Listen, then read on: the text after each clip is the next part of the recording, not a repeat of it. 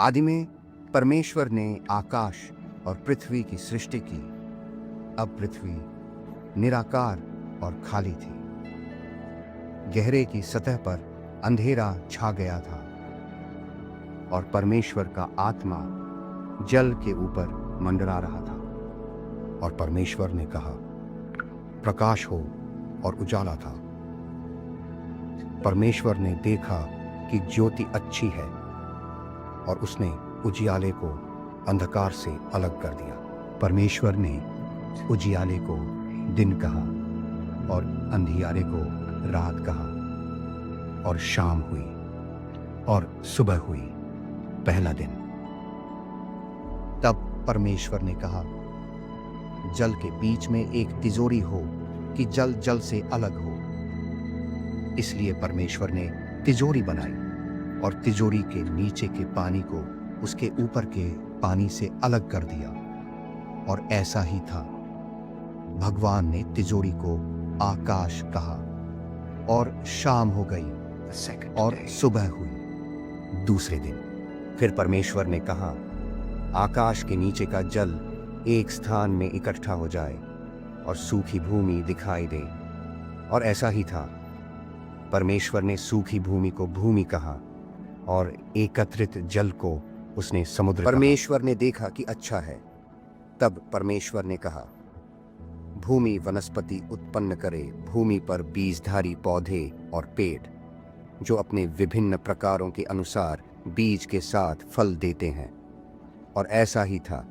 भूमि वनस्पति का उत्पादन करती, एक प्रकार के बीज वाले पेड़ और एक प्रकार के बीज वाले वृक्ष, और उनमें एक प्रकार के बीज के साथ फलदाई वाले वृक्ष।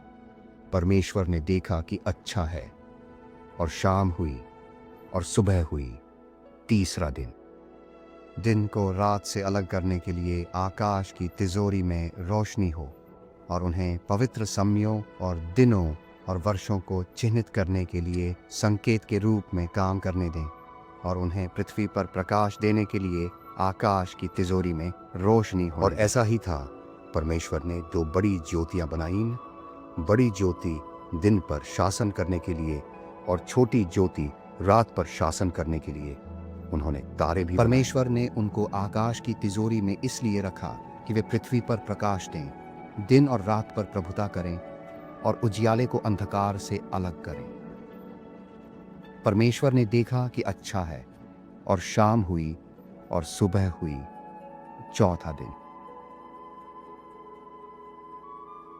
जल को जीवित प्राणियों से भर जाने दो, और पक्षियों को आकाश की तिजोरी के पार पृथ्वी से ऊपर उड़ने दें। इसलिए परमेश्वर ने समुद्र के बड़े बड़े जीवों की सृष्टि की, और हर एक जीवित प्राणी जिससे जल भरा हुआ है और जो जाति के अनुसार उसमें फिरता है, और हर एक पक्षी अपनी जाति के अनुसार चलता है।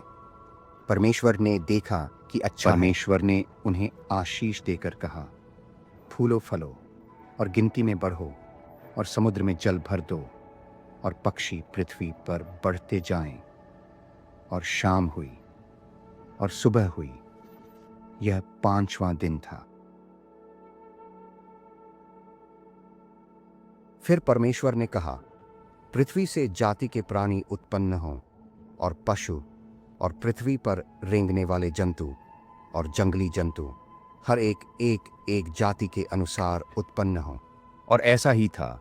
परमेश्वर ने जंगली जानवरों को उनकी जाति के अनुसार, पशुओं को उनकी जाति के अनुसार बनाया, और सभी प्राणियों को जो भूमि पर उनकी अपनी जाति के अनुसार रेंगते हैं बनाया। परमेश्वर ने देखा कि अच्छा है। परमेश्वर ने कहा, आओ हम मनुष्य को अपने स्वरूप के अनुसार बनाएं, हमारी समानता में, ताकि वे समुद्र की मछलियों और आकाश के पक्षियों और पशुओं और सब वनजंतुओं और भूमि पर रेंगने वाले सब जंतुओं पर प्रभुता करें। इसलिए परमेश्वर ने मानव जाति को अपने स्वरूप में बनाया। परमेश्वर के स्वरूप में उसने उन्हें बनाया, नर और नारी उसने उन्हें बनाया। परमेश्वर ने उन्हें आशीष दी और उनसे कहा, फूलो फलो और गिनती में वृद्धि करें, पृथ्वी को भरें और इसे वश में करें। और ऐसा ही था। परमेश्वर ने वह सब देखा जो उसने बनाया था, और वह बहुत अच्छा था।